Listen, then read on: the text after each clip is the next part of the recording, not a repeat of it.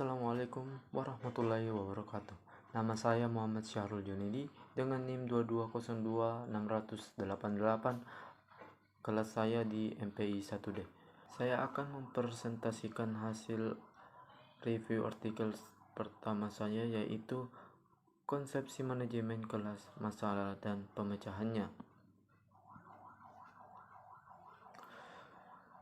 Manajemen kelas dan pendidikan memiliki hubungan yang bersifat substantif.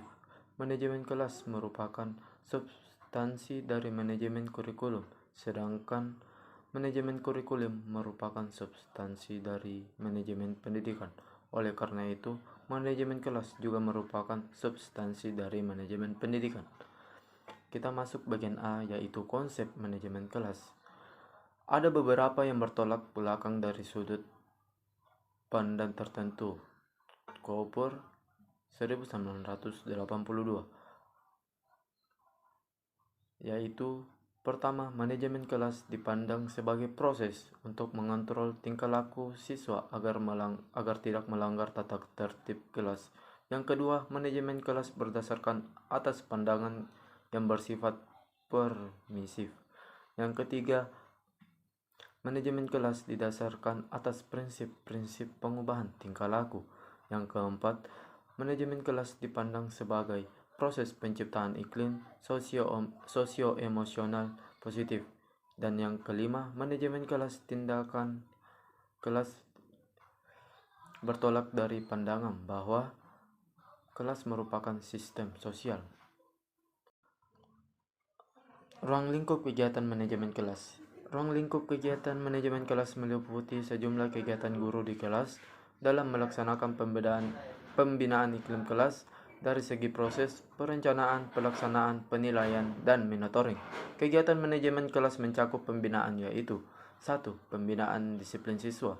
Pembinaan disiplin siswa mengacu pada upaya penegakan aturan tata tertib kelas, baik tertulis atau tidak tertulis. 2. Pembinaan iklim sosial kelas. Pembinaan iklim sosial kelas adalah mengembangkan dan mempertahankan keeratan hubungan sosial dan kerjasama kelas secara harmonis. Ketiga, pembinaan iklim sosio-emosional kelas. Iklim sosio-emosional kelas menekankan kajian hubungan interpersonal psikologis antar anggota kelas. 4. Pengembangan lingkungan fisik kelas. Kondisi fisik meliputi segala sesuatu yang ada di ruang kelas, diantaranya furnitur, penerangan, temperatur ruangan. Lingkungan ruang kelas mencakup yang pertama, ruang kelas; kedua, waktu; 3, suara; 4, temperatur; 5, warna; 6, penerangan; dan 7, artefak. C.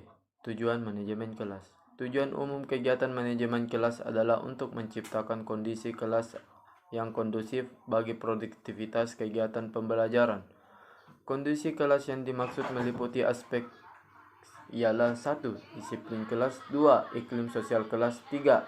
Iklim sosial emosional. Adapun efektivitas dan produktivitas kondisi kelas dapat diukur berdasarkan kriteria. Yang pertama, kelancaran, kemudahan, dan kegerahan proses belajar anak. Kedua, keoptimalan hasil belajar yang dicapai belajar anak. Dan adapun juga tujuan khusus manajemen kelas ialah untuk yang pertama, menciptakan tumbuhnya perilaku disiplin siswa. Yang kedua, menciptakan iklim sosial yang kondusif dan dinamis. Yang ketiga, untuk menciptakan iklim sosial emosional. Dan yang keempat, untuk menciptakan lingkungan fisikal dan kondusif. D. Sifat manajemen kegiatan kelas. Sifat kegiatan manajemen kelas meliputi preventif dan kuratif. Kegiatan preventif berarti tindakan pencegahan atau berjaga-jaga agar tidak sampai terjadi masalah yang mengganggu efektivitas dan produktif belajar anak. Oleh karena itu, manajemen kelas yang bersifat preventif adalah seperangkat kegiatan guru yang diarahkan untuk mencegah terjadinya gangguan terhadap efektivitas pada belajar anak.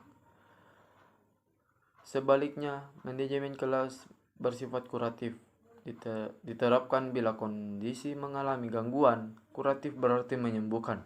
Artinya, manajemen kelas yang berfungsi untuk mengembalikan kondisi kelas terganggu pada kondisi semula. Fungsi manajemen kelas. Fungsi manajemen kelas meliputi yaitu yang pertama, fungsi pengembangan. Fungsi pengembangan untuk di kelas di mana secara proaktif guru merencanakan dan melaksanakan seperangkat kegiatan pembelajaran yang berlangsung dengan lancar dan produktif. Dan yang kedua, pengendalian. Pengendalian seperangkat kegiatan guru yang bermakna menjaga, membina, mempertahankan, dan mengendalikan kondisi kelas agar tetap efektif dan produktif bagi kegiatan belajar. 3. Fungsi penyembuhan. Sama dengan manajemen kelas bersifat kuratif, yang berarti menyembuhkan. Artinya, manajemen kelas berfungsi untuk mengendalikan kondisi kelas terganggu pada kondisi semula. F. Keterampilan dasar manajemen kelas. Aktualisasi proses manajemen kelas terwujud dalam perilaku guru di kelas yang mendorong tumbuhnya iklim kelas yang kondusif dan produktif.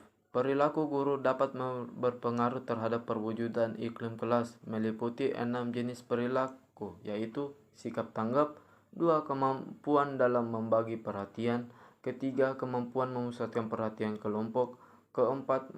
Kemampuan memberikan petunjuk secara jelas, 5. Kemampuan dalam memberi penguatan, dan yang ke-6, kemampuan dalam memberi teguran. G. Masalah-masalah kelas.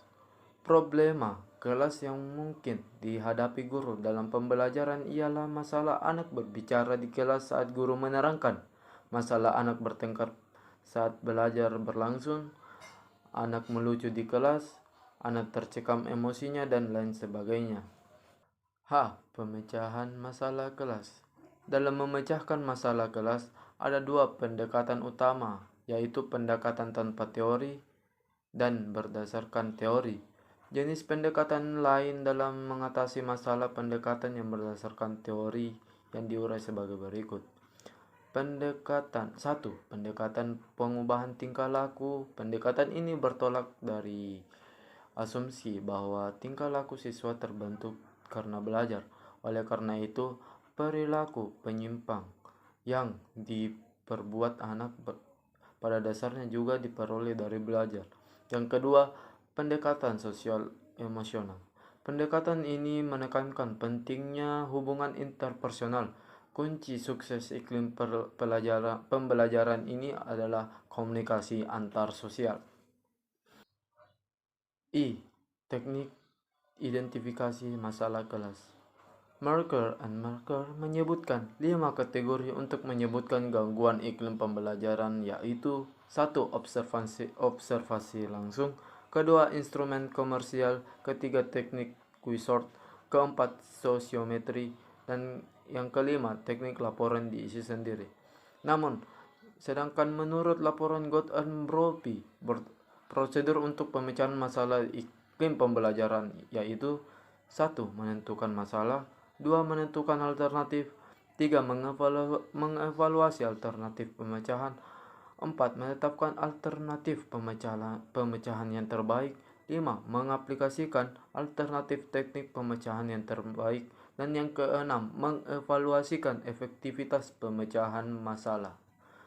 Itu saja presentasi hasil dari review artikel pertama saya. Wassalamualaikum warahmatullahi wabarakatuh. Ya baik, saya akan melanjutkan hasil review artikel yang kedua, yaitu konsep manajemen kelas dan implikasikannya dalam pembelajaran.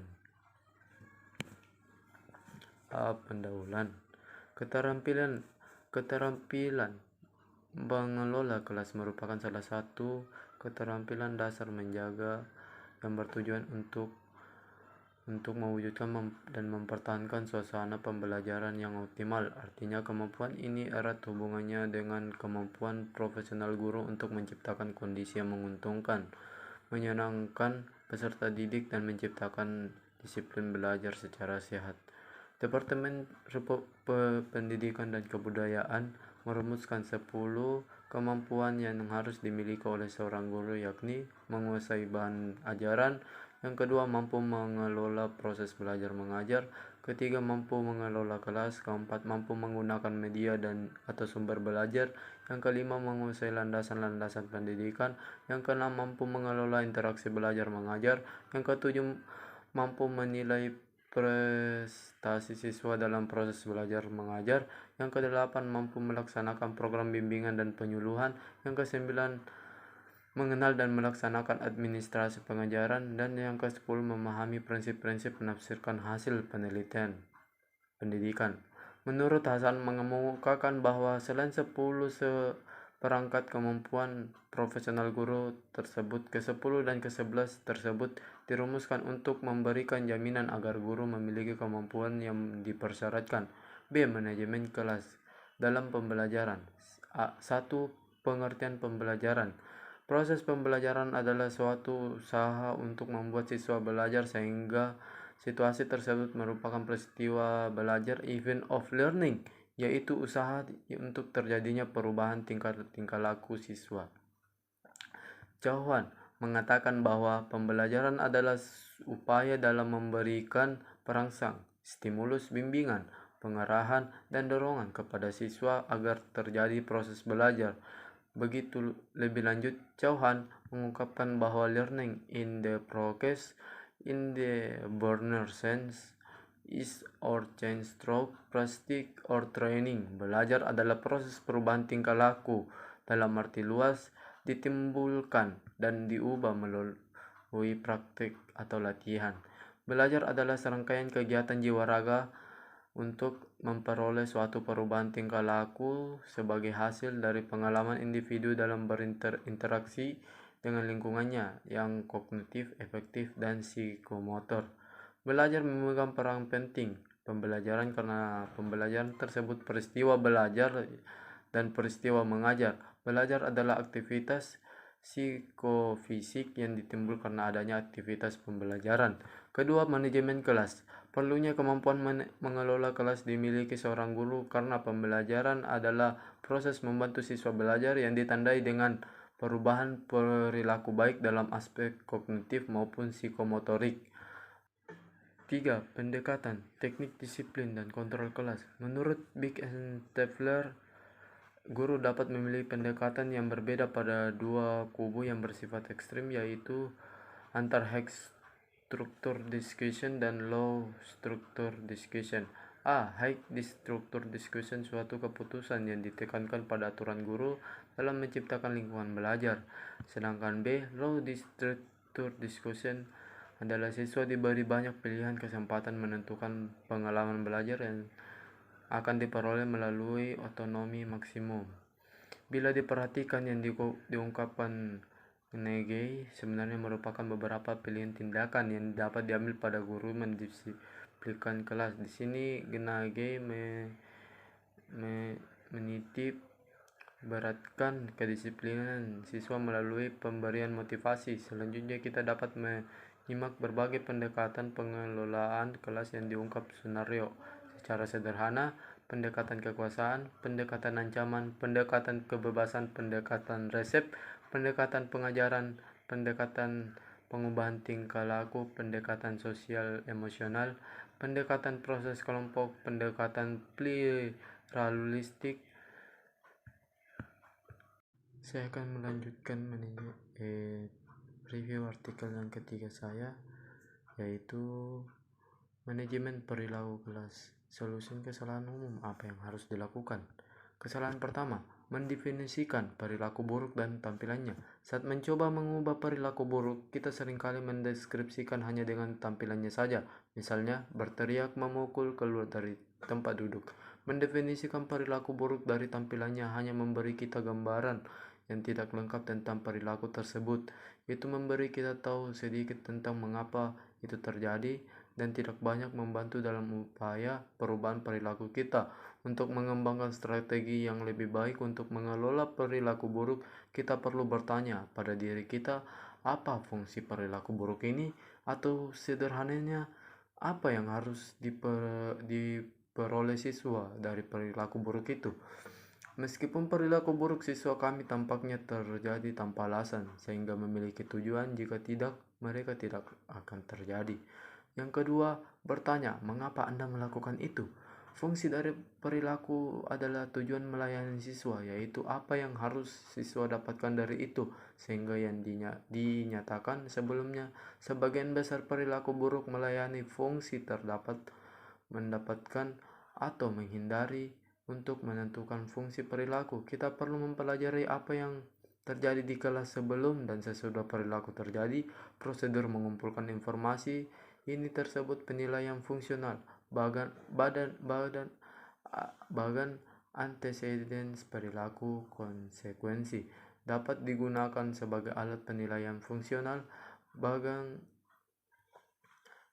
APK memiliki 3 kolom tempat kami mereka perilaku yang terjadi sebelum dan sesudahnya. Kesalahan ketiga, pendekatan tidak berhasil. Cobalah lebih keras. Ketika pendekatan manajemen tidak berhasil, cenderung pertama kita adalah berusaha lebih keras. Masalahnya adalah kita saling sering berusaha lebih keras secara negatif. Kita membuat pernyataan yang tidak setuju dengan keras, meningkatkan konsekuensi negatif, atau menghapus lebih banyak hak istimewa. Ini tidak melakukan apapun untuk mengajarkan perilaku yang sesuai, alih-alih sikap negatif kita yang meningkatkan menghasilkan siswa, guru yang terganggu dan meningkatkan kemungkinan siswa kita merasa kalah. Sekian dari saya. Sekian dari hasil review artikel saya. Mohon maaf jika ada kesalahan dan kekurangan kata. Wabillahi taufiq wal hidayat. Wassalamualaikum warahmatullahi wabarakatuh.